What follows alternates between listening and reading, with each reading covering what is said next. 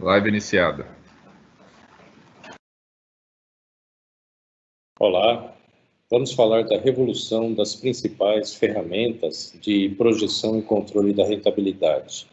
A Cassai tem quase 3 décadas de experiência nesse assunto e eu vou procurar focar em fatos bastante relevantes, bastante práticos, ok? Antes de falar de revolução, é muito importante a gente saber quem é que nós estamos lidando. Na verdade, quem está por detrás de tudo isso, tá? E que força é essa que age no mercado mundial de uma forma tão avassaladora, né? Tudo que é mundial tem que ser avassalador. Quem é que está por detrás? E, ao ser exigida legalmente, tornou-se um portal global da transformação. Todo mundo já deve imaginar que nós estamos falando da simpleza de apenas 2 operações, de somar e diminuir, ou debitar e creditar, ou entrar e sair, que tem 100% de credibilidade, tá? 2 operações, somar e diminuir, tem 100% de credibilidade. Se tiver uma divisão no meio, não tem. Cuidado com os percentuais, até de lucro de margem, tá? Vamos continuar mais um pouquinho. Quem está por detrás, desta forma, feriu uma genuína credibilidade, na qual, em silêncio, sem publicidade, de espaço a espaço, fora conquistando e alojando-se como um vírus em todas as corporações do planeta. Em princípio, como inofensiva e versada mensuradora do lucro. É dela que nós estamos falando, tá? Ela foi batizada de contabilidade e, incrivelmente, o mundo todo utiliza. Eu estive fazendo uma visita, onde eu tive o prazer de ver um exemplar na universidade, na Biblioteca Pública Municipal de Porto, ao lado da universidade. Estivemos lá em maio do ano passado, e eu cheguei a analisar por 1h30 um dos exemplares, tá? Ele tem aproximadamente 500 anos, foi em 1494, e, na verdade, ele foi um livro de aritmética, de matemática, feito pelo padre e matemático Luca Pacioli, tá? Ele ficou tão famoso com esse livro que foi convidado para dar aula na corte de Ludovico, e um dos alunos era o Leonardo da Vinci.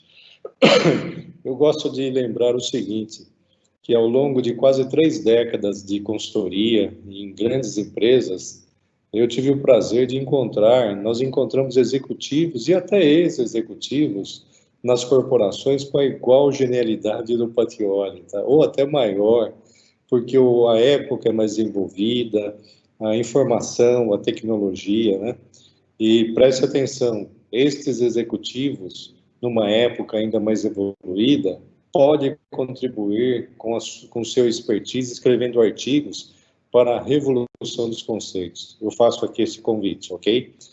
Vamos resgatar um pouquinho da história para poder entender. A teoria é boa porque ela resgata e faz a gente entender. E quem tem o princípio de executivo no DNA, ele toma ação, tá?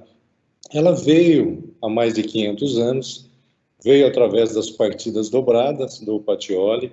Na verdade, a contabilidade tem mais de 1000 anos, mas ela ficou famosa com as partidas dobradas. E ela alojou-se em todas as corporações do planeta, é um fato inédito. Imagina o poder que tem isso, né? É uma ferramenta que integrou o mundo todo, todas as corporações. E, a princípio, veio como inofensiva, mensuradora do lucro. O que eu vou dizer aqui, eu digo em meu nome, em minha autoria, ou seja, eu sou o responsável, tá? Ela foi exigida legalmente e, na minha opinião, tornou um portal, tá? Um verdadeiro portal global da transformação. O que nós tivemos que resolver, consertar, nós temos esse portal, tá? A evolução da tecnologia melhora tudo, menos o lucro. Eu tenho artigos, eu tenho trabalhos onde mostro que o lucro unitário por peça está caindo, tá? E eu sintetizo que ele está caindo não por causa da contabilidade, mas por causa dos usos inadequados e vácuos dos critérios legais, aos quais nem Luca Pacioli poderia imaginar. Olha que interessante, tá? Exemplos de usos inadequados. Utilizado para gerar as obrigações tributárias, tá? para calcular principalmente o imposto de renda. E aqui os melhores especialistas, como a carga do imposto de renda é maior, tem que diminuir o quê? O lucro, contabilmente. E eles faziam isso com primazia. Eu conheço em organizações aí que tem 80 advogados tributaristas, tá? Fazendo isso, a contabilidade apresenta menos lucro do que deveria e é usada para tomada de decisão. E olha que interessante, esses especialistas tributários já entram em conflito, porque eles têm que diminuir lucro. Na verdade, eles estão achando que estão diminuindo os impostos, tá? Outro uso inadequado é usar o EBITDA em grande escala para demonstrar, orientar a geração de caixa, que é puramente regime de caixa, tá? EBITDA é competência, cuidado com os prazos. Se eles não estiverem equalizados, ele pode estar mostrando que tem resultado e não ter caixa, tá? Pode mostrar que não tem lucro e não tem caixa. Alguns exemplos de vácuos nos critérios. Peguei somente alguns aqui, tá? A partir de janeiro de 2008, não precisa mais a correção monetária e não corrige nem depreciação. Isso faz o quê? Que a inflação gera um efeito no fluxo de caixa, tá? Eu não estou dizendo aí de um computador, de uma mesa, de uma máquina, estou dizendo, por exemplo, de uma máquina de papel, uma planta industrial, quanto é uma depreciação sem correção ao longo do tempo, tá? É muito dinheiro que poderia ir para o caixa e não vai. Eu caracterizo mundos de manufatura, onde eles têm depreciação, geram caixa, mas não geram caixa suficiente se não estiver corrigindo os bens. E isso vai dar lucro, aí vai entrar em conflito novamente. Tá? Outra coisa também de vácuo é a falta do custo do capital empregado. Nós sabemos já o que fazer, mas não está na lei, não está exigida. Tá? É o conceito do EVA. Isso não é lei, faz quem quer, não adianta fazer quem quer. Quem manda na casa é a esposa, ou seja, a contabilidade oficial. Tá? E o que está acontecendo? Eu caracterizo isso como a queda do lucro empresarial no mundo. Tá? Eu fiz algumas análises, nós temos uma carteira de 140 clientes, diria para você assim, que metade são grandes empresas multinacionais. Então, a gente tem uma pequena amostra aí. Tá? E faz o quê? Faz com que o dinheiro ele busca sobrevivência onde há retorno, ou seja, não nas empresas. Ele não dá preferência nas empresas. Ele vai buscar no mercado de ativos financeiros, como tem acontecido, principalmente antes da pandemia. A pandemia tem um lado bom aí, que vai mostrar que o mercado financeiro ele é fictício, tá? De repente ele pode diminuir drasticamente. Um estudo que eu não posso deixar de falar, que eu gosto bastante, tive o prazer de até assistir por 3 meses essa demonstração da professora, a doutora Leda Paulani, tá? Ela mostra aqui que na década de 80 até 2010, um artigo mundial, olha que interessante, a linha verde são os ativos fictícios, a riqueza fictícia, são os ativos financeiros. Mas ao longo de 40 anos, ele está quase 3 vezes maior que o PIB. Ela pegou o PIB mundial, que ela com certeza teve dados para mostrar, não pegou lucro, porque eu acho que é difícil, né? Mas ele mostra a renda. Olha que interessante. O mercado financeiro tem crescido muito mais do que o PIB. Significa o seguinte, a empresa precisa crescer mais. Por que o dinheiro não vai lá, o investimento não chega lá, como ele vai atrás sozinho do mercado financeiro? Porque ele não está dando um retorno. O dia que as empresas começarem a dar o retorno, o dinheiro naturalmente vai buscar as empresas, tá? E tá um disparate isso. Com isso, o que nós podemos fazer? A gente faz a contabilidade gerencial. O remédio que nós temos hoje, de fato, é a contabilidade gerencial. E da forma que está, é interessante. Você pode ter lucro e, de repente, você não equalizou direito e não tem caixa. Né?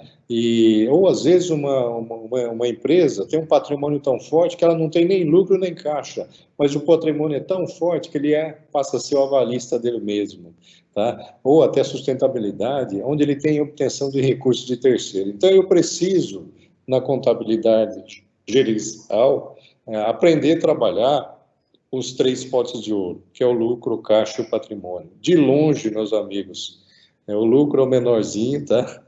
O caixa é maior até porque o lucro de onde está lá dentro, e o maior de todos é o patrimônio da empresa, onde, na minha opinião, numa contabilidade gerencial, eu tenho que sempre analisar os 3 potes de ouro, tá? Não só o lucro, mas também a geração de caixa e o balanço patrimonial. E uma coisa interessante, esses 3 camaradas aqui são como se fossem 3 pessoas distintas, eles andam até certo ponto iguais com relação às vendas, mas de algum momento eles podem andar separados, tá? Eu vou dizer isso, é uma projeção de orçamento de caixa, orçamento de valuation e de lucro também, tá? Melhor do que analisar na contabilidade, vamos olhar para o futuro. Isso não preciso nem dizer, tá? Chama-se orçamento. Só que é uma restrição.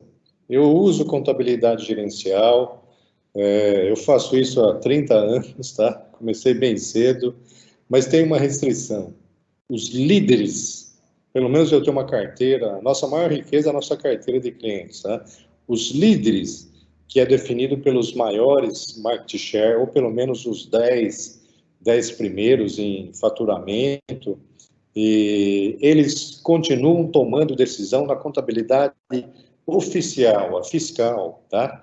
E eles tinham uma prática de fazer 2 contabilidades, só que por redução de gastos cortaram, imagina qual, aquela que é isenta de pena de sanções. Então você veja o seguinte, tá? Eu não condeno isso, até porque tem vários clientes dessa forma. Eu especificamente estou falando agora, lembrando de um, que ele é mundial, tá? Ele é mundial. Eu conheci o presidente, e ele falou, Kassai, você veio aqui e orientou a gente a fazer novamente 2 contabilidades. Eu fazia isso há 20 anos atrás, e ele trabalhava, na época, na operação. E nós cortamos, né? Só que é o seguinte, quando você faz 2 contabilidades, a gerencial, você entende o desvio. Quando você entende o desvio, preste atenção nisso, é super importante. Você sabe que aquele número que está demonstrando pode ser diferente, tá? Olha, eu estou aqui, na verdade, eu aumentei o EBITDA e vou comemorar o EBITDA, só que diminui o lucro. Como isso? Assim, porque tem ajuste, depreciação cambial, e aproveitei isso, teve o maior EBITDA da história, tá? No segundo trimestre, nós vimos aí resultados de empresas comemorando isso, tá? E só que é o seguinte, vamos lá, quando você está comparando as duas, você entendendo o desvio, você não perde a visão. Só que a partir do momento que você para de fazer uma contabilidade original, completa, gerencial, você vai perdendo a visão. E depois de longos anos de desuso, você acredita piamente, presta atenção, que o resultado fiscal é o correto, é o melhor para tomar decisão. Eu encaro aqui, gente, como um verdadeiro vírus. Eis o vírus. Eis aqui um verdadeiro vírus, tá? Ele acredita. Por incrível que pareça, eu tenho bastante contato com grandes executivos, presidentes de empresas, diretores comercial, vários executivos. E eles criticam contabilidade. Por que será, tá? Na verdade, eles não criticam contabilidade. Eles criticam esses critérios, tá? Que não estão corretos. Eles entendem isso. Só que quando vai para o conselho, quando vai distribuir lucro, distribui-se pela contabilidade, tá bom?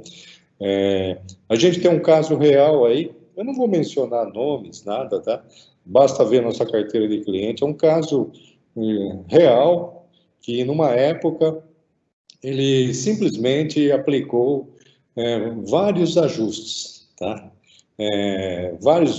Acrescentou, por exemplo, custo do capital empregado, trouxe valores de fornecedores a valores de mercado, começou a trabalhar com a taxa certa de retorno.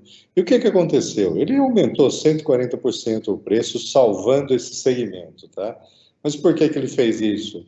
Porque ele era o líder absoluto. Então, presta atenção, o líder absoluto, se ele faz preço corretamente, o pessoal de baixo pode fazer. Se ele faz o preço com alguns gaps, com ajustes faltantes, lá embaixo ninguém pode fazer. Por quê? O líder é que segue, que manda no mercado, o resto são seguidores, tá bom?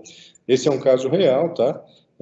Quando eu participei bastante nesse caso, e vou dizer uma coisa, eles chegaram até a falar para mim, Kassai, vai lá no pessoal da universidade e manda mudar essa regra, não são os professores que mudam, os estudiosos, tá?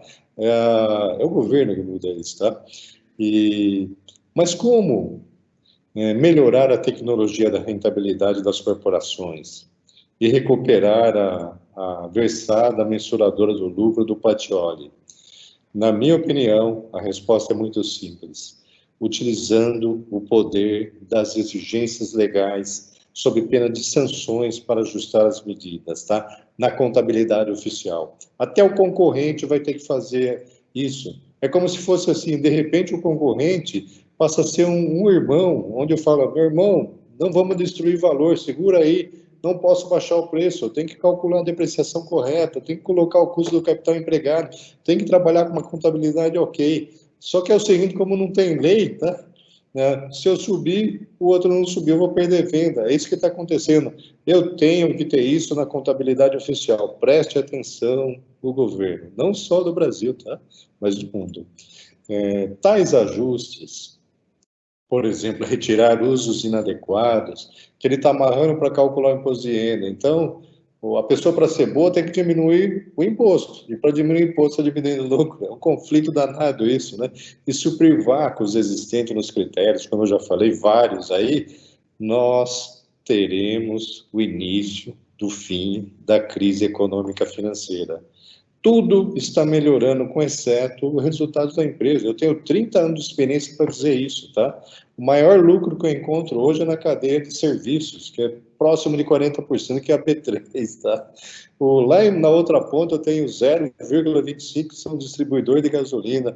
E aí no meio, só que é o seguinte, o lucro não demonstra, pela fórmula de hoje, a verdadeira saúde. Quanto mais lucro, normalmente tem mais investimentos, tá? Então, um pelo outro é o retorno. Nós já sabemos que isso, nós temos cálculo para fazer isso, tá? Lucro residual, EVA. Vamos colocar mais um nobre aí, tá? Foi lançado, inclusive, um livro com o meu irmão aqui.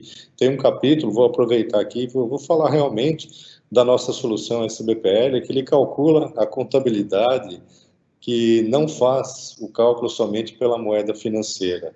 Ele faz isso pela moeda financeira e mais 5 moedas não financeiras. Olha que interessante, contabilidade ganhando peso. Não é o Patioli, mas é a Sua Alteza, o Príncipe Charles, tá?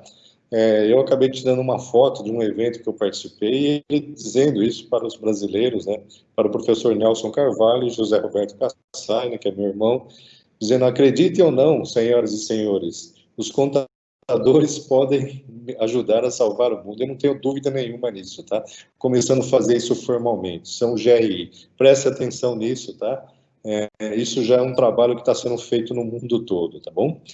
Vamos falar um pouquinho aqui de orçamento. A gente vai fazer uma live bem curta, tá? Então eu vou correr bastante, que é para jogar bastante coisa interessante. De repente, alguma coisinha aí fiquem, vocês gostam, vocês podem nos procurar, tá? Ou buscar pesquisa e tudo mais.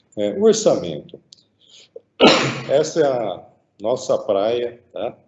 Vamos pegar um pouquinho lá da história, vou pegar só 100 anos, tá? Mas o orçamento, gente, tem apenas 200 anos no mundo formalmente, a contabilidade 500 anos formalmente, tá? A grande desvantagem do orçamento é que ele não é obrigado, tá? Se eu fosse presidente da República, até gostaria de ser, nem que for por alguns momentos, para instituir leis, tá? De orçamentos e também de ajuste nesses critérios fiscais, tá? Eu obrigaria as pessoas, inclusive os concorrentes, a não destruir valor. E não fique preocupado, vai subir o preço, mas eu subo também o salário para manter a renda, tá bom? Isso é ajuste de preço, não é aumento de preço, tá bom? Não tem nada a ver com um aumento de preço aqui, tá? A gente, como consumidor, nós temos que entender isso, tá? Se a empresa não tiver caixa, não tiver geração, não tiver lucro, ela não pode me pagar o suficiente. Se eu não recebo o suficiente, eu não tenho renda, eu não faço geração da economia. Então, eu tenho que fazer um ajuste de preço, tá? Vamos lá em 1920, tem o orçamento convencional. Eu tenho 30 anos em orçamento.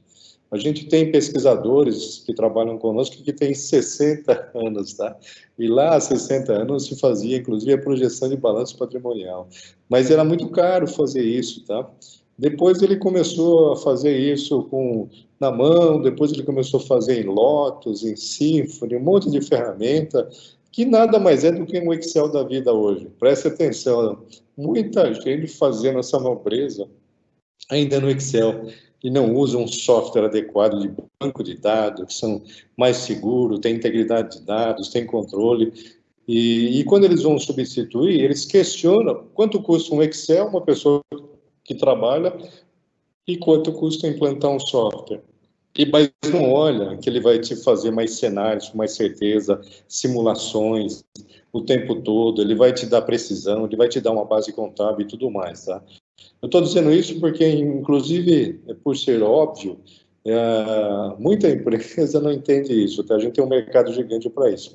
Então, mais ou menos na década de 1970, eu peguei isso do meu colega de trabalho, o Dr. Pascoal Tadeu Russo, que também dá aula na FIBECAF. Nasceu o orçamento base zero, tá? E eu diria que o OBZ é algo bem feito, tá? Que ganhou o nome de OBZ. E depois ele vem a parte do orçamento flexível, o orçamento por atividade, veio o matricial, veio um bonde, e eu vou incluir aqui, essa parte é minha aqui, o atual, tá? Onde ele tem o quê? A evolução do OBZ, que é o ZBBX. É o OBZ olhando não só os gastos, o OBS, mas também olhando a parte comercial, onde ele vai analisar o cliente, aquele que agrega valor ou não. Preste atenção. Eu tenho um outro amigo também, de igual genialidade, foi presidente de algumas empresas. A gente trabalhou juntos em alguns clientes aí, e onde ele faz essa inteligência de venda, tá? Nem todos os clientes que nós temos em nossa carteira, quando você coloca o custo para servir do cliente, e você chega até um DRE por cliente, eles agregam valor para a empresa. E eu preciso saber disso, tá? Não é só olhar o lucro do produto, mas eu tenho o custo para servir do cliente. E normalmente, quando você faz isso, você dá uma chacoalhada, uma analisada, e você já começa a primeira coisa do orçamento bem feita, que é a projeção de vendas, tá bom? E o ZBBX, ou OBX, na verdade, ele pega, além da despesa comercial, pega a organização, que é você pegar toda a parte administrativa, organograma, reavaliar, fazer estruturações, e, logicamente, é tratado a diferença, que esses projetos de gestão de custo, na verdade, são tratados no orçamento. E tem também o principal aqui. Às vezes você tem uma empresa que o problema dele é o CPV, o custo do produto vendido lá, é o maior deles, né? Só que aquilo lá é fora. O que você faz? Vamos trabalhar lá, não só dentro de casa, lá fora com o fornecedor, que é o OBSC, que é o Supply Chain, tá? E eu vou acrescentar aqui também, a gente tem aqui o OBK, é o Kaizen, todos os projetos de Kaizen, de melhoria, você pode tratar no orçamento. Qual que é a diferença em tratar isso no orçamento? Primeiro que você está calculando o futuro. Então, o futuro, ele é calculado. Preste atenção. São poucas variáveis que você não tem ciência. Uma delas, a variável essa é a venda. Só que deixa isso para os magos, os vendedores, a área comercial, marketing, os presidentes, tá? Determinou e caprichou a venda, você vai ter, o resto é fórmula, o lucro é fórmula, o fluxo de caixa é fórmula e o valuation é fórmula, tá bom? Então vamos utilizar isso. E o interessante, o orçamento, você tem que ter os critérios melhores possíveis. Lógico, eu estou criando o futuro. Se eu fiz um critério com ajuste gerencial, quando eu for buscar na contabilidade, eu trago aqui um cenário do real. Preste atenção, eu posso fazer esses ajustes aqui, tá? Então, eu passo a ter uma contabilidade gerencial num orçamento, tá? Logicamente, num software de orçamento, que tem uma contabilidade. E você explica os ajustes. Então, eu volto a ter a contabilidade fiscal lá. Eu só posso não ter o poder de aumentar preço, de fazer alguma coisa no mercado. Por quê? Porque não é lei. Se eu fizer isso, o concorrente não faz. Mas, pelo menos, eu tenho a contabilidade e eu volto a ter as comparações, tá bom? Eu vou dar um exemplo aqui do OBZ, que é muito conhecido, mas talvez não muito praticado, e ele é muito antiguinho já, tá? Eu fui dar um curso no Rio de Janeiro, de OBZ, e eu acabei pegando, vou fazer um pontual. Mas quem não quer começar um OBZ, faça pontual, tá? Você nunca vai estar preparado, principalmente uma empresa grande. Então, comece a se preparar pontualmente. Eu vou ter uma despesa de táxi. Eu vou explicar aqui, eu não vou pagar 154 se eu posso pagar 40 de Uber. Então, eu vou começar a buscar o limiar. O que é o limiar? É o menor. Opa, eu tenho um 15 aqui, que é um executivo, tem até ar-condicionado, tá? Opa, eu tenho aqui o BRT 380. Então, o que é isso aqui? Isso aqui é o limiar, gente. A gente vai fazer um cenário especial de gestão de rentabilidade, colocando todas as despesas, todos os gastos, né, todos os investimentos, despesa, folha de pagamento, investimento no limiar. Aí eu vou fazer o quê? Vou mandar calcular esse cenário. Logicamente, vai ser maravilhoso. Para quem nunca fez, é relevante, é isso, tá? E, logicamente, você vem e coloca todo mundo numa mesa. A gente já ficou aí 14 horas num hotel e ninguém sai de lá enquanto não tiver consenso. É consenso, tá? Outra palavra. Aí você vem e fala, Kassai, por que você não vai de BRT? Aí eu vou falar, não, não vou, por quê? Pelo seguinte, ele leva 4 horas, chega lá, o cliente já foi embora. Então eu vou de executivo, mesmo chegando só a uma quadra antes, eu ando, não tem importância. Então eu aprovei, além do limiar, mais um incremento. Mas eu estou olhando, eu estou sabendo o que isso fez comigo, tá? Eu já vi diretora de RH falar, Kassai, você de 14, então jogou para 8% o meu limiar dos meus gastos com relação à folha. 8 eu não posso, tá? Porque eu ainda preciso de terceiros, eu vou abrir filiais, mas eu vou chegar em 11, tá bom? Aproveita e incremento. E ela sabe quanto significou aquilo no lucro dela. E outra coisa interessante, algumas melhorias de outros projetos, por exemplo, Kaizen, nem sempre melhora lucro, mas melhora a caixa, tá?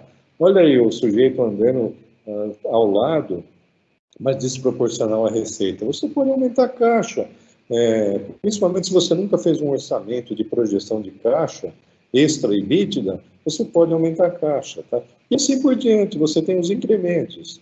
Qual que é a forma? É um orçamento bem feito com a participação. Assinou, você tem o quê? Você tem aí a sua carta diretriz, a torre de aprovação.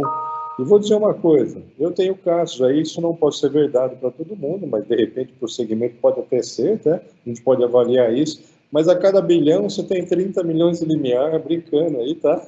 E você aprovando com os incrementos todos, você chega em 8 milhões aí de ganho, tá bom, gente? Eu diria para você aqui, ó, com o ABZ, às vezes é mais fácil você gerar 8 milhões a mais aí do que aumentar o preço, tá?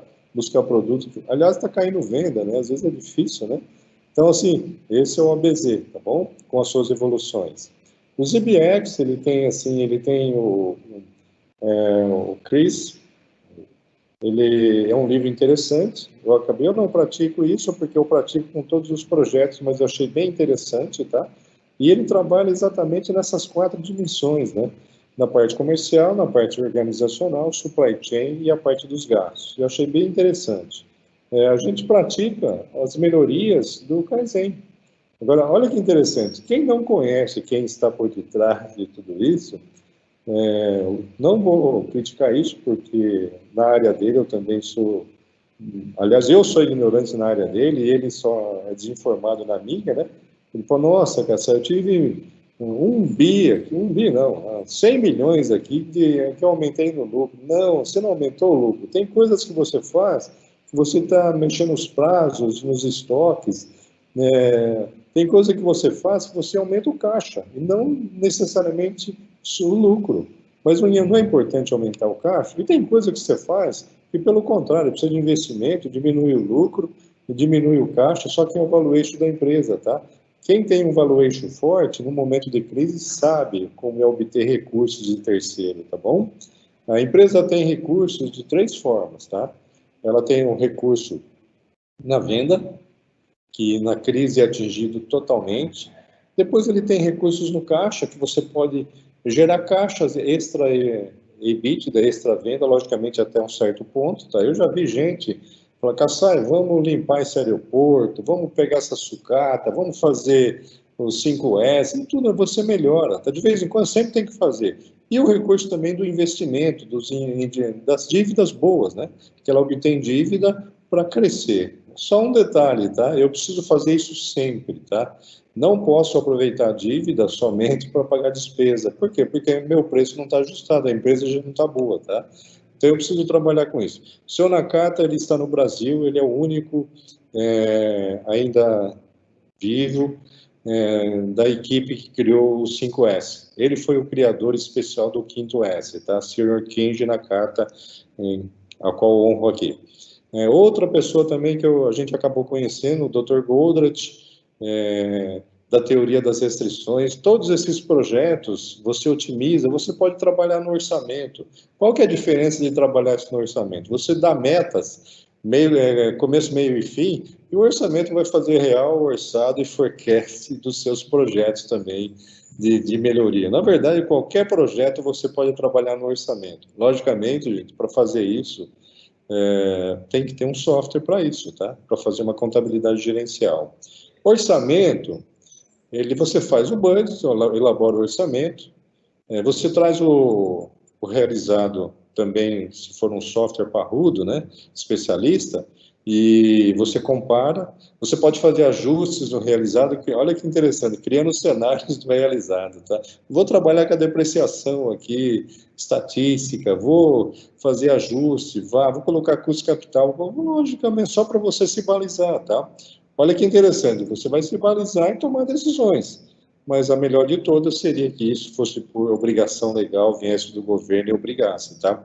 É simples resolver, mas se resolve isso com leis, tá? Não é mais com amor, por enquanto, tem que ser com lei, e o amor vem depois da lei, tá? Você pode fazer análise de viabilidade, você pode fazer o valuation, né? Olha que interessante, a minha empresa, ela tem uma carteira de clientes, vocês dão uma olhada lá dentro, né? São os maiores clientes do país.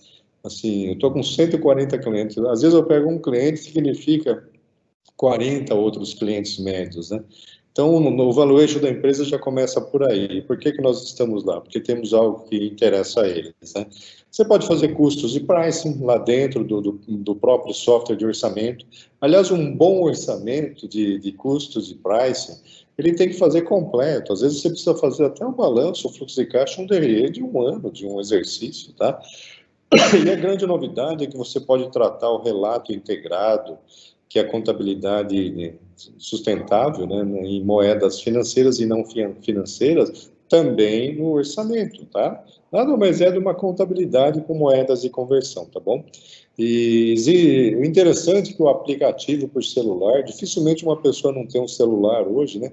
Imagina você ter o controle dos gastos online, tá? Não precisa envolver todo mundo no orçamento, senão você não termina. Mas você saber que quanto todo mundo está gastando e a pessoa saber que vai estourar um pouco antes, né? Bem interessante ter online o controle dos gastos, tá? É igual o aplicativo do Waze, tá?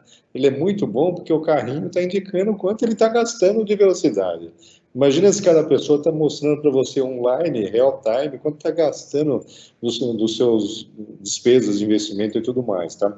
E uma coisa interessante que eu não podia deixar de fazer, eu tenho encontrado isso em vários softwares aí, ele tem que ter uma base contábil, tá, gente? Ele tem que ter uma explicação, tem que ser auditável, tá bom? A solução nossa tá? E outra coisa interessante, às vezes eu vou numa empresa que ele tem o plano estratégico, o orçamento é espetacular. Às vezes eu vou numa empresa que não tem plano estratégico. Então eu vou dizer o seguinte, o orçamento puxa e melhora o plano estratégico, tá? A partir do momento que você fala, quando você vai vender daqui no ano que vem, depois em 2 anos, 3 anos, quando você chega em 5 anos, não é mais um budget simples, é um plano estratégico. E o interessante, o plano estratégico inteirinho cabe dentro do orçamento através das contas contábeis, centros de custos, tá? E se não tiver lá, é porque não existe, tá bom? E o DNA, completando essa parte, o DNA da empresa cabe inteirinho na contabilidade, gente, tá? Se você pegar vários exercícios, você sabe analisar uma empresa. Por exemplo, se você pegar nos últimos 5 anos que o GGF está caindo, significa que está ficando obsoleto, tá? Se estiver aumentando, está ficando obsoleto, tá bom? Então você analisa a empresa. Aqui é interessante, isso aqui eu faço há 30 anos, toda empresa que eu entro eu dou uma olhadinha. O menor lucro aqui, 0,25. Está na internet, tá? Distribuidor de gasolina. Nós temos também clientes grandes nesse setor, tá? Mas isso aqui eu peguei da internet, 0,25. Como é que se pode ganhar dinheiro, enriquecer, gerar valor com 0,25? Sim, e eu vou dizer uma coisa, você pode ganhar dinheiro até com 0 de lucro, tá? Eu já fui diretor de uma entidade sem fins lucrativos, gigante, fatura lá, gigante, E você tem que investir o lucro e não pode ter lucro. Só que é o seguinte, a gente tem uma geração de caixa gigante, onde a gente cresce com a geração de caixa própria.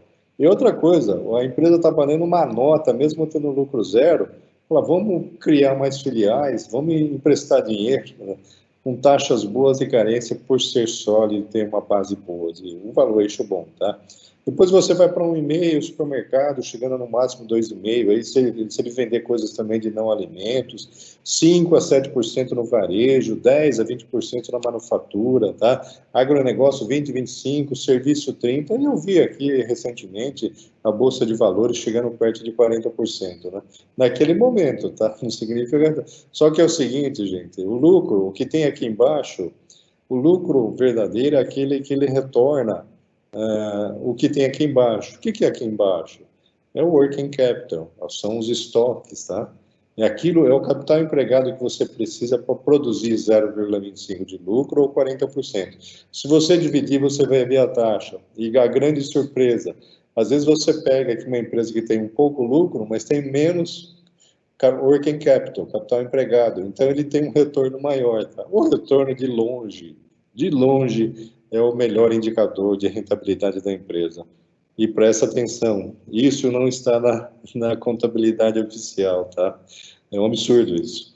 E vamos falar um pouquinho que você precisa ganhar dinheiro aí nos 3 potes de ouro, enquanto o governo não oficializa, tá? E não diria só no Brasil, não, no mundo todo, se fizer isso, acaba...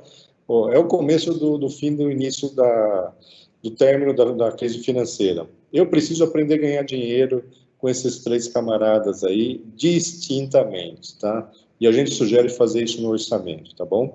O orçamento é um horizonte onde quem faz em planilha Excel consegue chegar num horizonte, dali é difícil porque não posso fazer muito cenário e simulação. Tem gente que não precisa fazer muito cenário, que a produção empurra a venda, tá? Tá garantido. Mas se você quiser fazer cenários para longo prazo, investimento, vamos fazer algo mais parrudo, tá?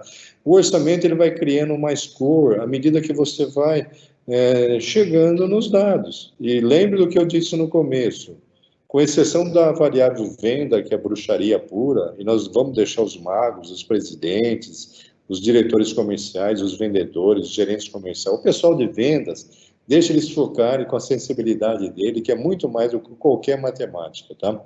Eu fiz um mestrado de inteligência artificial porque eu queria projetar o resultado da empresa. Quando eu cheguei na parte de venda, é impossível, tá? Impossível. Impossível. Tá? Não existe, assim, não vou entrar em detalhe, mas é impossível, tá? Agora é o seguinte, planejou a venda ou você vai fazendo simulações, o resto é fórmula pura, joga num software, ele vai calculando para você. E como é que ele te dá cor isso? Um bom sistema de orçamento, ele tem que ser igualzinho um RP. Vou repetir, um bom orçamento, um software de orçamento para ser bom tem que ser igual a um RP. Eu não vou usar todos os módulos de um RP, mas eu vou usar um módulo quando for relevante somente. E toma cuidado para não usar todos. Ele tem um sistema de custo padrão, ele tem um módulo de estoque, tá? Eu nunca vi isso em concorrente. Ele tem uma ficha técnica, ele tem módulos de roteiro de produção, ele tem a folha de pagamento. Esse ano foi usado muito. Nós temos cliente que implantou só um módulo de folha para fazer afastamento, demissões, e tudo vocês estão sabendo, né? E é melhor fazer isso do que multiplicar por 2 ou 1,6, tá? Para você saber exatidão dos gastos com folha de pagamento. Tem gente que fala que essa não faço na planilha, né? Você faz por média, né?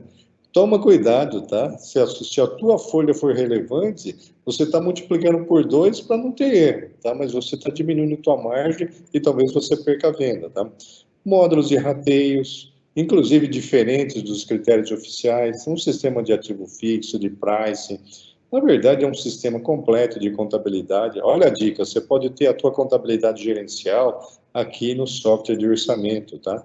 Onde você vai gerar os 3 camaradas aí, tá? Tanto no real como orçado. E você vai fazer cenários do real, quanto do orçado. Você vai fazer ajustes. Eu posso fazer ajustes aqui, tá? E os relatórios analíticos, simular e decidir, tá? O orçamento, você consegue fazer tudo, tá? Tudo bem feito, tá? O orçamento, o coração, talvez seja o órgão que mais possa assemelhar-se ao orçamento. O coração mantém o corpo vivo, ele recebe o sangue sujo, né, venoso, ele limpa, bombeia, depois ele devolve pelas artérias, o coração limpo. Entre a veia e a artéria, ele se comunica no corpo todo através dos vasos sanguíneos, tá?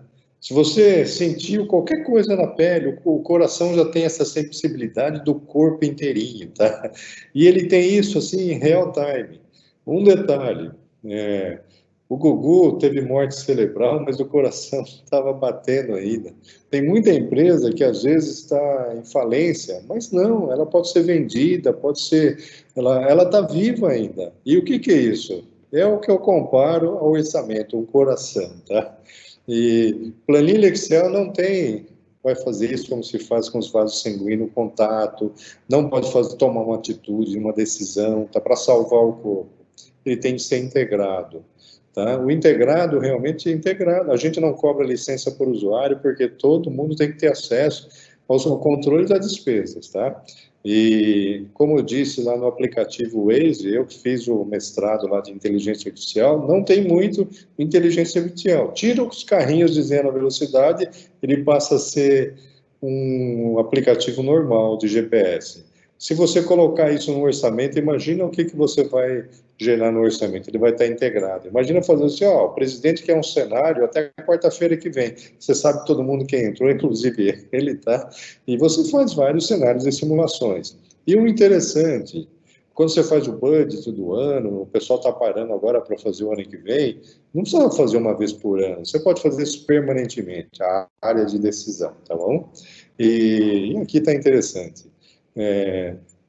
Essa explicação, eu não sou da área, mas eu achei fantástica, assim. Você pode corrigir a empresa através o sangue venoso, você pode trabalhar, consertar e devolver nas artérias. E esse trabalho não para nunca, é um trabalho interno, tá? É um orçamento interno onde ele vai projetar o externo. Outra coisa interessante aqui, tá? A inteligência artificial, esse é um amigo, ele me fez, inclusive, buscar, estudar inteligência artificial. A gente fez um trabalho em conjunto, ele me deu um algoritmo. Falou, Kassai, esse algoritmo você vai pegar aí, ele vai otimizar. Não vou fazer muita propaganda aqui, que ele não sabe também, né? Mas ele otimiza o resultado da empresa, através de modelos matemáticos, tá? E eu acabei pegando isso na internet dele também. Ele gosta muito de poesias, de cântico. Olha só que interessante. E vós amais o que é fácil, eu amo longe a miragem, tá? A tese dele, de PhD, na época que eu conheci, existiam poucos no mundo que fizeram isso. Ele mostra as dimensões matematicamente, tá? E como se fosse assim, Kassai, você não acredita e espera para morrer. Ele mostra matematicamente, tá? Mas o que é inteligência artificial? É um algoritmo matemático do que já aconteceu, transformado em fórmulas, tá? Então, assim, é interessante pegar as pessoas que conhecem bastante a empresa e vamos trabalhar em algoritmos de venda, algoritmos de produção, de estatística, tá? Eu posso colocar isso também no planejamento orçamentário, tá bom? O futuro pode ser calculado, modificado e controlado com planejamento orçamentário integrado e permanente, tá? Nossa ferramenta está aí para fazer isso, tá? E tem outras dos mercados, tá bom? Vamos falar um pouquinho agora de custos e pricing. Eu também gosto de pegar análises, esse é um outro professor também, esse eu não o conheço, simplesmente analiso isso, o professor Meireles, que foi da GV, isso aqui está temporal, tá, gente? Eu peguei um determinado época, mas acredito que esteja assim. A tecnologia avança numa média aí, mais ou menos 30%, e o custo cai, o preço cai. Então, eu já paguei num laptop $7.000 e hoje por $700 dólares você compra algo muito melhor. Então, além de cair o preço, é até interessante isso, né? Olha que interessante. De um lado, o mercado mostrando prosperidade, tá? Agora, olha só o que está acontecendo no preço, gente. Presta atenção nesse número aqui, ó, tá? Esse número, ele vai fazer... as empresas têm maior capacidade de volume. E, logicamente, maior volume no mercado é a concorrência perfeita, o preço cai. E olha que interessante, só que o investimento está subindo, porque você compra uma máquina e essa máquina você ou tem que trocar ela porque ficou obsoleta antes, ou você precisa todo ano fazer manutenção, no fundo você está fazendo um reinvestimento na máquina, tá?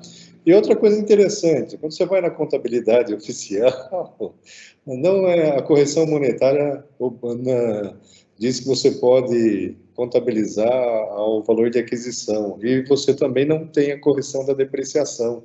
Então é o seguinte, gente, a depreciação, que ela seria o dinheiro natural que deveria ter correção para quando estragar a máquina você comprar outra, você não está tendo correção. Então é o seguinte, grandes empresas que têm manufaturas, equipamentos, processos, na verdade, quando acabar a máquina, tem que fazer outro investimento. Mas espera aí, a depreciação é para isso, tá bom? E esse é um vácuo. E outra coisa também, um uso inadequado. Ainda na nossa base de clientes, utilizam-se os melhores critérios de margem, uma série de coisas, mas é o markup ainda que está mandando, tá? Interessante. Agora, presta atenção. Eu acho que o lucro está caindo por uma série de desajustes, principalmente o markup. E o markup, o que é? É um conflito também. O markup é um número, um percentual em cima do custo. O mundo não está reduzindo o custo? Sim. Você mantém o mesmo percentual em cima de um custo menor, a base diminui, ele diminui o preço e também o lucro, tá? Deveria diminuir só o custo, tá? Eu pagaria não pagaria $7.000 num laptop, mas ao invés de pagar só $700, eu poderia pagar 1.400, 700 de lucro e 700 de custo, tá? O pessoal precisa fazer essa conta. 1.400 estaria muito mais barato, tá bom? E geraria caixa e tudo mais. Então tem um buraco aqui no pricing, tá? Agora não tem interesse. Eu vou caprichar no meu price. Tá bom, posso caprichar, mas eu tenho que ver o que o mercado faz. O mercado ainda usa a contabilidade tradicional, tá? Vácuos aqui dentro. Eu não vejo custo de capital empregado, correção da depreciação, o markup, rateios não científicos, tem uma série de coisas, tá? E por isso que grandes empreendedores falam, pô, eu não gosto de ver contabilidade. Lógico, se você venderia a tua empresa pelo valor que está na contabilidade dos ativos, ao custo de aquisição, tá? E até o concorrente precisa conhecer esses ajustes e fazer, né, negociar no preço de venda. O lucro, olha que interessante isso aqui, o lucro do balanço é a Argos, aquele professor José Roberto Cassai, meu irmão. O lucro do balanço contábil é a árvore, é o critério tradicional, está mostrando o lucro, mas só a fruta é o valor adicionado. Tem empresa aí, tem árvore que nunca deu fruto, tá bom? É só isso. A árvore em si é por investimento. O que ela precisa fazer? Rolar dívida, né? Rolar sempre dívida. Tem que tomar cuidado, tá? Vamos meter uma caneta aí e colocar isso nas obrigações legais, tá bom? Até o concorrente precisa fazer isso para não destruir valor. Nós sabemos o que fazer. O segredo não está em saber. Aliás, saber como ganhar dinheiro não torna a pessoa rica, tá? O segredo está em fazer. Software ajuda a empresa, tá? O pricing, ao invés do markup, vamos falar da margem de contribuição horária, MCH. Logicamente, a MCH é margem de contribuição, só que ele tem algo melhor. Ao invés de ele usar só moedas financeiras, que é a margem de contribuição, eu sou o autor, tá? Nós publicamos isso em artigo e revista internacional com meu sócio, Dr. Edgar, Dr. Reinaldo, e eu implantei isso num grande grupo no país aqui, ficou por muitos anos somente com eles, depois fomos para alguns outros clientes, depois eu descobri que a maioria usa markup ainda, né? Mas e o que ele faz? Você pode trabalhar com a MCH objetivada, você distribui, o grande diferencial, o fixo, você apropria ele pelo lead time da produtividade. Ao invés de ser um percentual, ou por tonelada, ou por metro quadrado, ou por qualquer coisa que não seja produtividade, está errado. Se você for falar com os melhores dentro de uma fábrica, eles vão entender que processo significa diminuir o lead time para ter a produtividade. Aumentar a rentabilidade está em diminuir o lead time, é a teoria das restrições, tá? Eu uso isso, tá? Vou falar um pouquinho mais depois. Já aproveito e também trato gerencialmente o custo do capital empregado. Logicamente, tem clientes que você calcula isso e fala, Kassai, é um absurdo, não podemos fazer isso. Pelo menos você sabe, tá? E outra coisa interessante, você não pode ficar só no custo do produto. O produto dá margem, mas se ele for entregue lá no norte, tem que passar 3 balsas, tem que fazer isso. Para servir, ele tem um custo adicional ao custo do produto, que é o custo para servir, que nada mais é do que custos fixos identificados ou até variáveis ao cliente em região para nós. Se você não fizer isso, você pode estar tendo uma ilusão de que todos os seus clientes geram valor, e não é verdade. Você pode fazer um DRE por cliente, chegando na margem bruta, e o interessante, o fixo, ao invés de ter uma visão global, você tem uma visão sistêmica, lead time, tá? Por quê? Porque, às vezes, você tem dentro do lead time, algumas operações são baratinhas, pequenininhas, só que elas ocupam muita hora de produção, são operações manuais. O que adianta você comprar máquinas gigantes e fazer um invase, fazer a amarração, fazer a colagem, fazer a distribuição manualmente? Você está demorando meia hora para fazer tudo isso, você investiu muito em equipamento, só que você leva 4, 5 horas para fazer algumas operações manuais, está dentro do lead time para poder entregar ao cliente. Não é só entregar, é faturar, gerar caixa, gerar dinheiro e tudo mais, tá? E o lucro, eu trato como custo fixo, que é o salário do patrão, tá bom? O custo padrão, Dr. Catelli, tive a honra de trabalhar, tá? A semana passada ele, inclusive, faria aniversário. Ele é o saudoso professor Catelli, da USP, e ele, ao invés do real, não usem o real para fazer preço. Você usa o padrão, que é uma média, por um tempo, do real, que é o standard. E ele caracteriza dessa forma. O segredo está em você dividir os padrões em básico, ou vários básicos, tá? Assim, eu cheguei a fazer por ele, Kassai, faça fichas técnicas por mês, tá? Porque é louco. Se chove, gasta mais carro, mais óleo. Então, faça por mês. Né? Mas dá trabalho, usa software. E é relevante? Não importa aquele trabalho, tem que fazer. Se não é relevante, faça a média. Tá? E você pode também, além do custo padrão básico, você pode fazer vários, você pode ter vários específicos. Um custo para esse cliente. Lógico, esse cliente é tão grande que quando ele chega na empresa, eu deveria colocar o crachazinho do meu cliente nele, porque ele só trabalha com o cliente. Você apropria, né? É o específico. E aquilo que você não sabe, joga como um desvio, amanhã você tem histórico, aí você promove ele a um específico, ou você promove ele a um básico, tá? O custo padrão é interessante. Também é algo que é orçamento. Através de padrões, você calcula o futuro. A fórmula de cálculo é perfeitamente através do custo padrão. E há também o custo do produto ou serviço. Ao invés do custeio por absorção, que é o legal pela contabilidade, como é que você vai fazer uma contabilidade gerencial usando absorção, com rateios não científicos, né? A gente vai sugerir o custeio direto. Significa o seguinte, é o mais simples, mas você só aloca o produto ou serviço quando você tem certeza. Na dúvida, não aloca, deixa como custo no produto, deixa como fixo. E você pode alocar custo fixo identificável também ao produto. Eu estou dizendo o seguinte, você vai alocar, tá? Não é fazer rateio. E apropriando sem ociosidade, tem que tomar o cuidado. Essa dica é interessante, tá?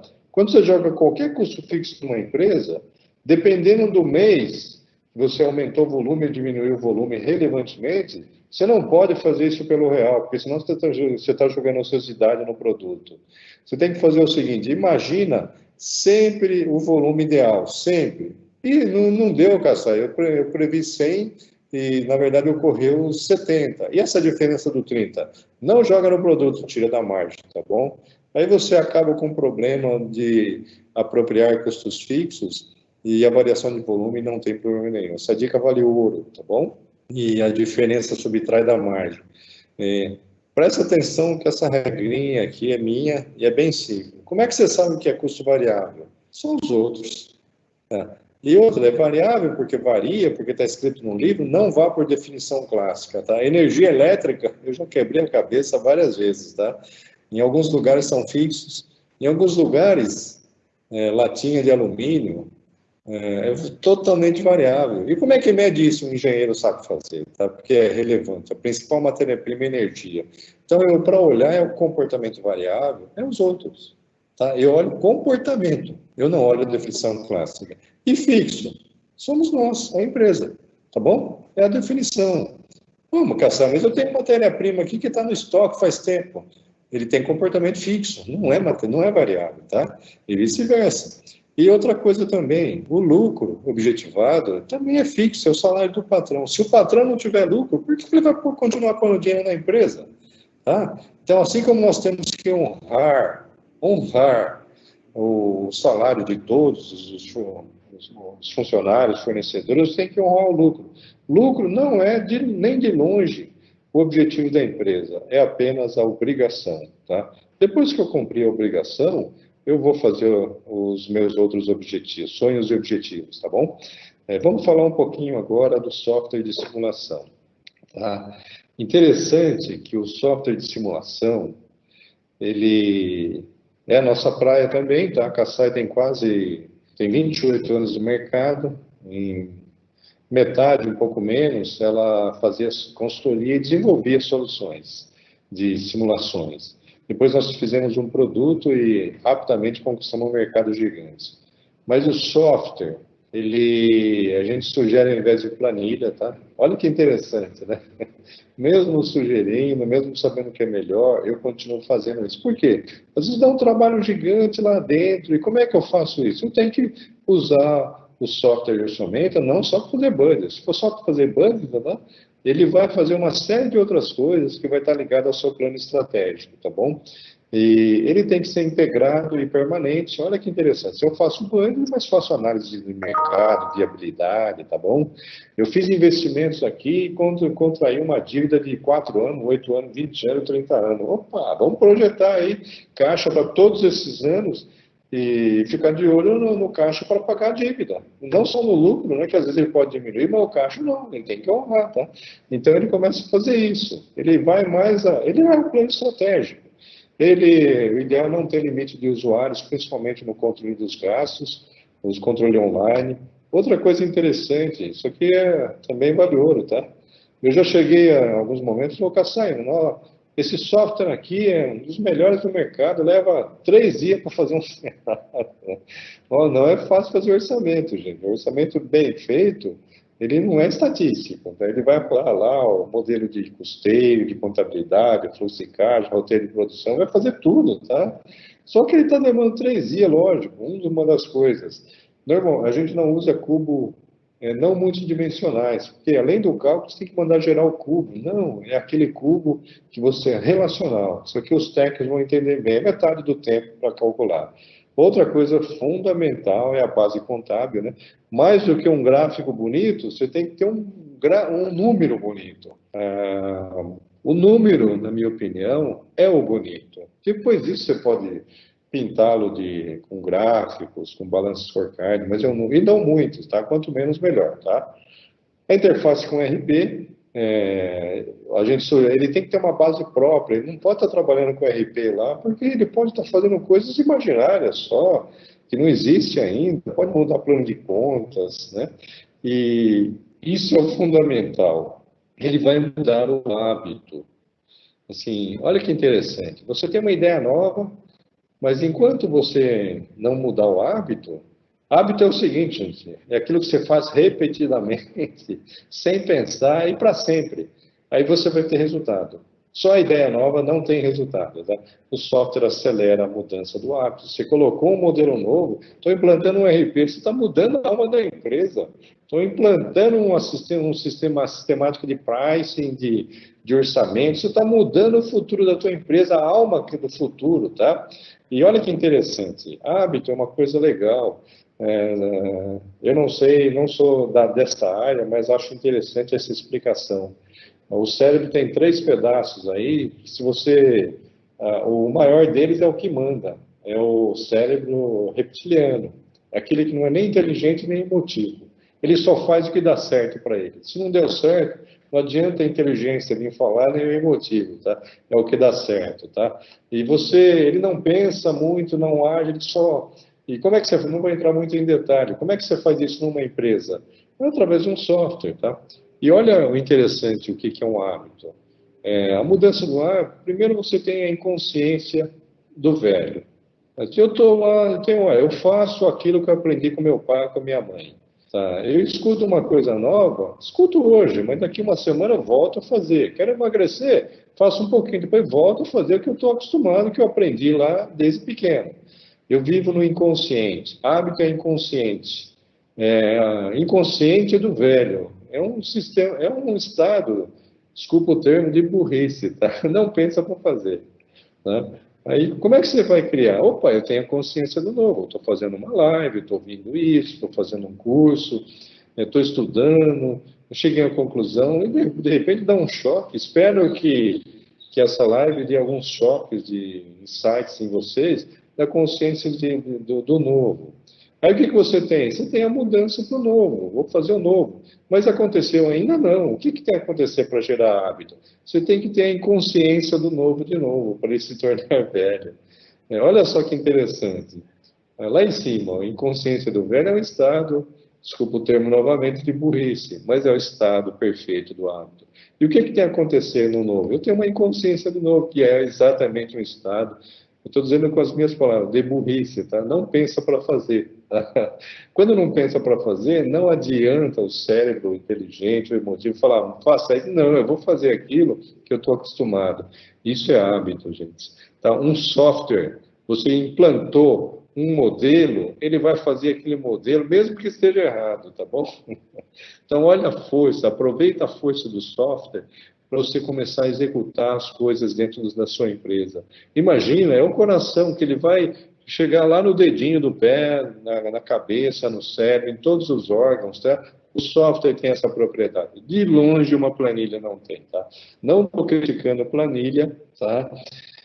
E vamos falar um pouquinho rapidamente, muito rápido, da MCH, tá? Logicamente, aqui, MCH é isso, eu sou o autor, foi divulgado em congresso de rota, em revista internacional, ele está como ciência, já está em várias empresas, tá?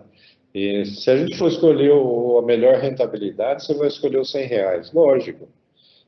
Pelos critérios tradicionais, a melhor rentabilidade é os R$ 100. Ninguém vai escolher 1, 10, lógico, é óbvio isso, tá? Mas olha que interessante. Se você pegar aqui os produtos, você tem os primeiros aqui pela maior rentabilidade, dinheiro. A e B são 100. Só que um para produzir, ou para fazer, ou para armazenar, é 15 horas de lead time, é 15 horas de processo. O outro, que está o mesmo dinheiro, tem 20 horas de processo. Ô, Kassai, mas é 5 horas de empacotamento, é 5 horas no lead time, gente. Antes dessas 5 horas a mais, você não pode faturar, tá?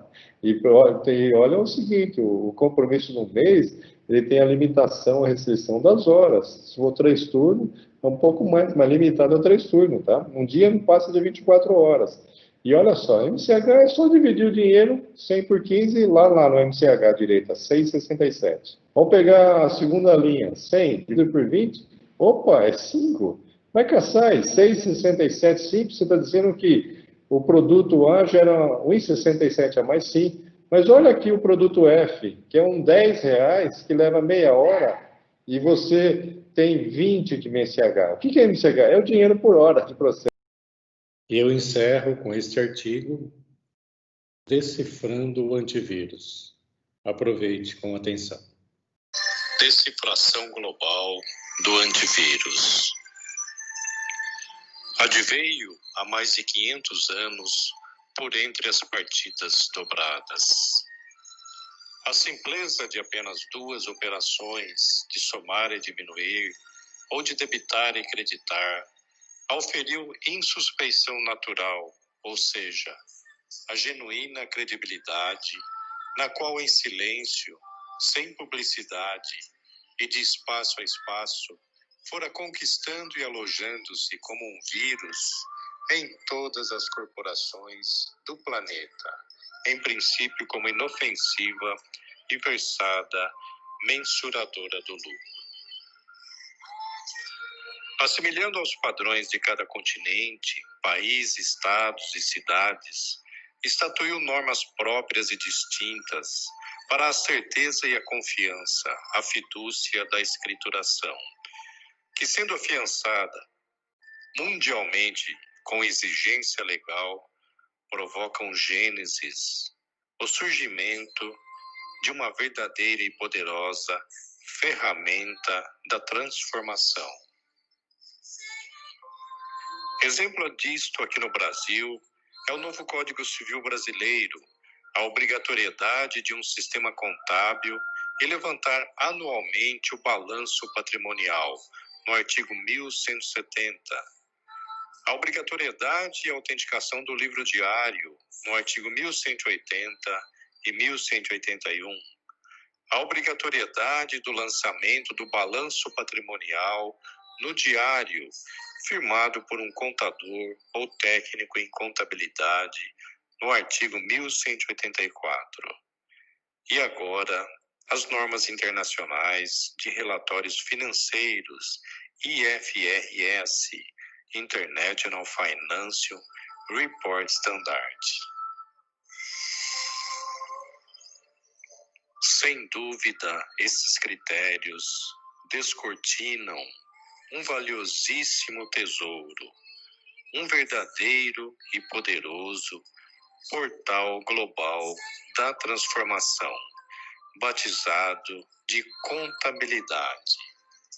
Mas o que o célebre matemático e frade franciscano Luca Pacioli, considerado o pai da contabilidade moderna, não poderia imaginar em pleno século XX seriam os usos inadequados deste portal e os vácuos nos critérios oficiais, ou ainda as pedras preciosas faltantes deste valiosíssimo tesouro que podem orientar e direcionar erroneamente a rentabilidade nas tomadas de decisões das corporações. Momentoso testemunhar que ao longo de quase 3 décadas encontramos executivos nas corporações com igual genialidade ou maior que Luca Pacioli, e de que estes, em épocas ainda mais evoluídas, poderiam contribuir com seu expertise diferencialmente fundamentados com vivência, escrevendo e submetendo artigos aos congressos e revistas científicas internacionais para acelerar a lenteza da evolução dos conceitos de negócio. A tecnologia como um todo tem melhorado tudo, exceto a declinante lucratividade empresarial, que em um passado distante fora de 7.000%, 4.000% do custo, e de que hoje dificilmente ultrapassa 200% do custo. Exemplos de usos inadequados. Utilização para gerar as obrigações por meio dos lançamentos de operações que produzam o fato gerador dos tributos incidentes sobre lucros ou resultados superavitários, e nos tributos sobre as vendas, e mesmo os melhores especialistas tributários, trabalhando de forma eficiente para minimizar estas obrigações, estão, na verdade, em conflito, diminuindo contabilmente os lucros. E outras imprecisões, como o método de custeio por absorção, com os rateios não científicos de despesas fixas de períodos, distorcendo e armazenando-as no estoque, ou ainda a utilização do EBITDA, que é regime de competência para geração de caixa, que é puramente regime de caixa, e que podem não seguir a proporcionalidade das vendas dependendo dos prazos. E ainda o uso preponderante do markup na formação de preço de venda, que baseado percentualmente no custo, ao ser reduzido, reduz não só o preço, mas também o lucro. Exemplo de vácuos nos critérios oficiais. Desde 1º de janeiro de 2008, a legislação societária do Brasil determina que a avaliação do ativo imobilizado seja feita pelo custo de aquisição, não corrigindo a depreciação, que faz a inflação gerar efeito no fluxo de caixa, gerando montante insuficiente para a troca natural do bem, sem a obtenção de novos e infindáveis investimentos.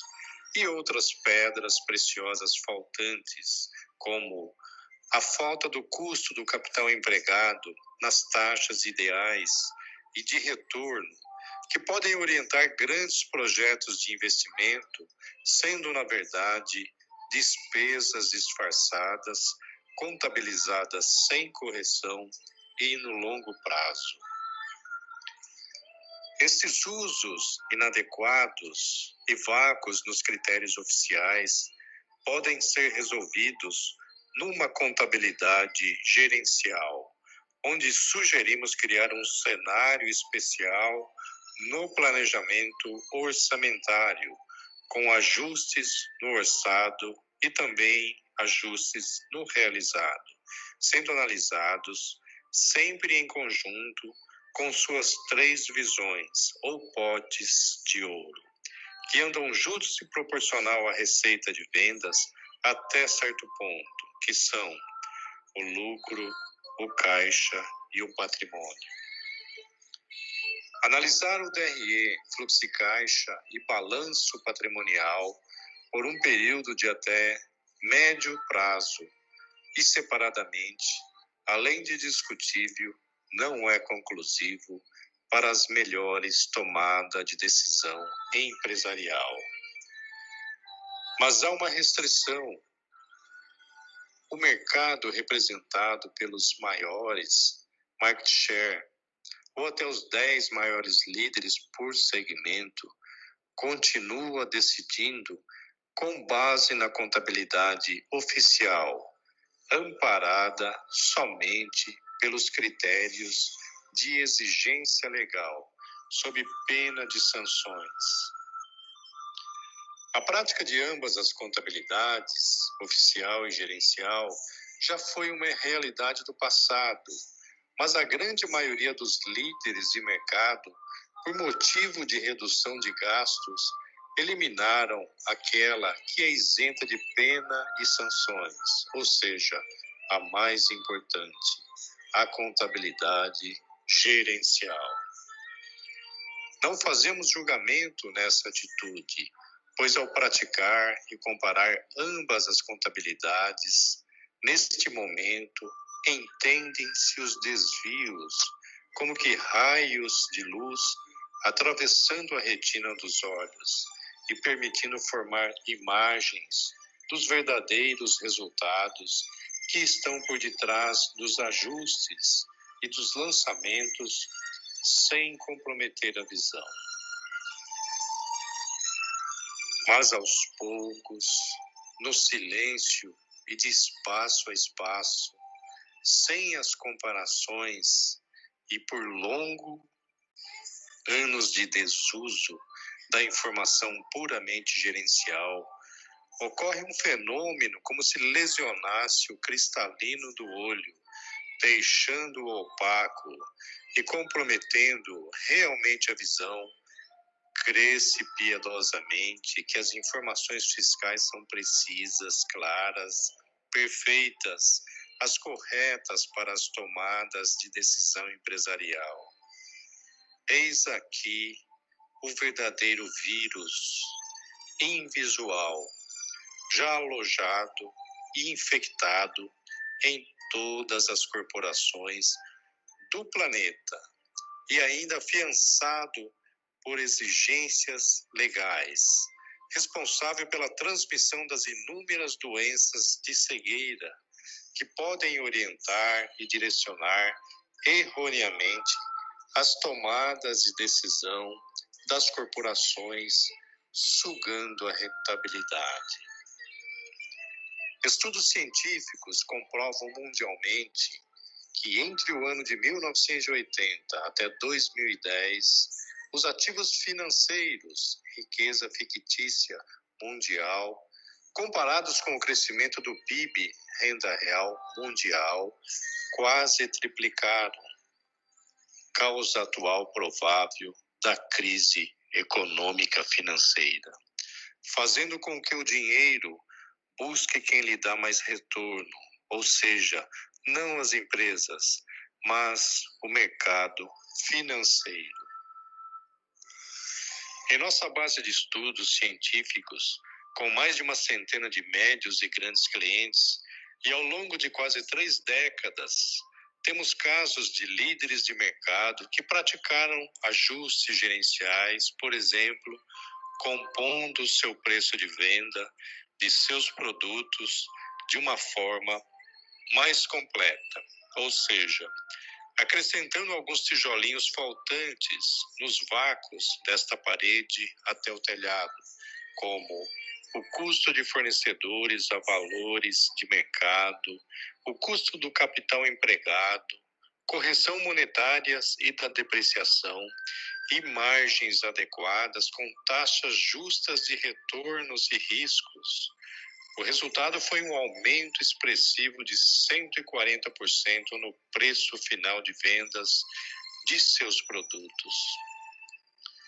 Isto foi possível por ser o líder absoluto desse mercado, salvando o segmento por completo da destruição de valor, que ao invés de manterem seus preços mais baixos, obtendo mais volume em suas vendas, acompanharam os ajustes, aumentaram seus lucros e retornos, proporcionando maior geração de caixa e do seu valor patrimonial, que mais forte abriu a possibilidade de obtenção de recursos de terceiros com taxas acessíveis para o seu crescimento. Realmente a tecnologia, como um todo, melhora quase tudo, inclusive a expectativa de vida hoje de mais 2 décadas em relação ao século XIX passado. As organizações estão cada vez mais modernas, as informações mais fartas e acessíveis, e os executivos mais geniais. Mas como melhorar a tecnologia da rentabilidade das corporações e recuperar aquela inofensiva e versada mensuradora do lucro de Pacioli? A resposta é simples.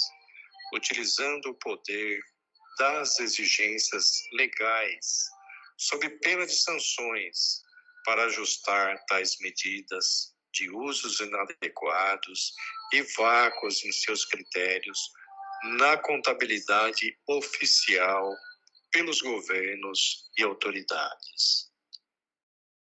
Tais ajustes, como retirar usos inadequados, exemplo, a geração das obrigações tributárias sobre o lucro, que fazem com que eficientes especialistas entrem em conflito, pois têm que contabilmente diminuir lucratividade, o método de custeio por absorção e etc., e suprir vácuos existentes nos critérios oficiais, exemplo, custo do capital empregado, correção monetária ou similar e da depreciação e etc., farão uso desse verdadeiro portal global da transformação, onde até os concorrentes façam os ajustes, por exemplo, o acrescimento no preço de venda e concomitantemente com incrementação no salário, garantindo a renda e o consumo. Teremos o início do fim da crise econômica financeira, fazendo com que as corporações apenas se limitem pela concorrência perfeita, lei da oferta e procura, que não envolve só preço, mas que este preço estaria ajustado sem destruir valor, e voltem a ter as rentabilidades do passado, aumentando a geração de seus caixas, principalmente pela depreciação corrigida, custo do capital empregado, garantindo a substituição do bem naturalmente e uma rentabilidade justa e perfeita.